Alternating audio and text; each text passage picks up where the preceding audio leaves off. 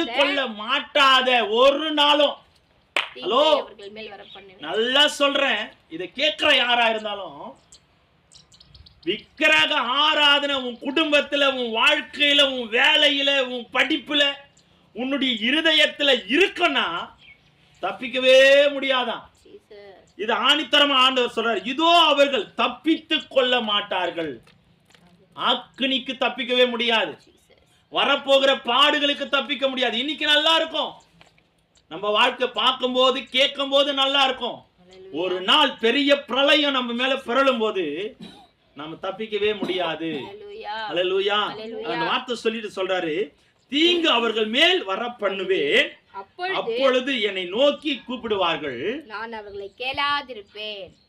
தீங்கு இந்த யாருக்கு இந்த தீங்கு? விக்கிரக ஆராதனைக்கு அடிமையாய் செய்கிறவர்கள் மேல தீங்கு வரும்.